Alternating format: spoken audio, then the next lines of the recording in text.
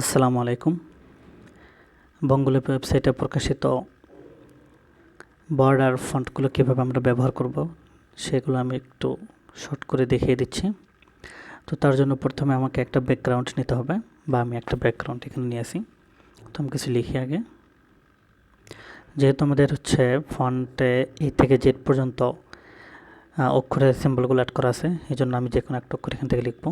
ধরুন এ লিখলাম।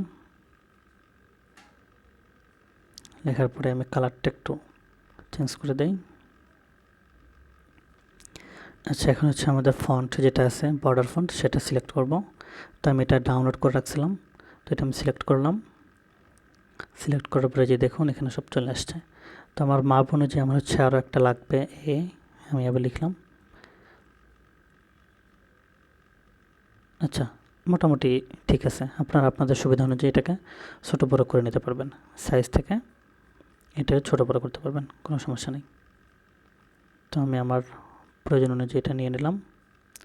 আচ্ছা, এটাকে এখন আমি কপি করব, যেহেতু আমার চারপাশে দিতে হবে।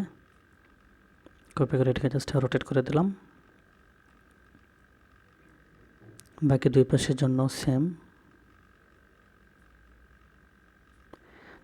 আমি একটু দ্রুত দেখাচ্ছি, আপনারা আপনাদের সুবিধা অনুযায়ী এটাকে ঠিক মতো রিপ্লেস করে নেবেন।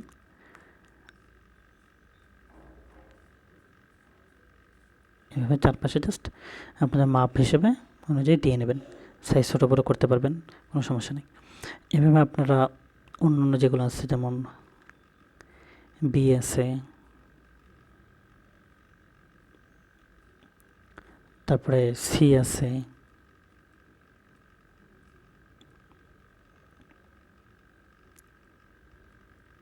এইভাবে যতগুলো আছে আপনারা সবগুলো একটা করে ট্রাই করতে পারেন।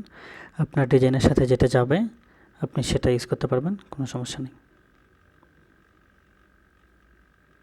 এভাবে আপনারা সবগুলো চেক আউট করতে পারেন।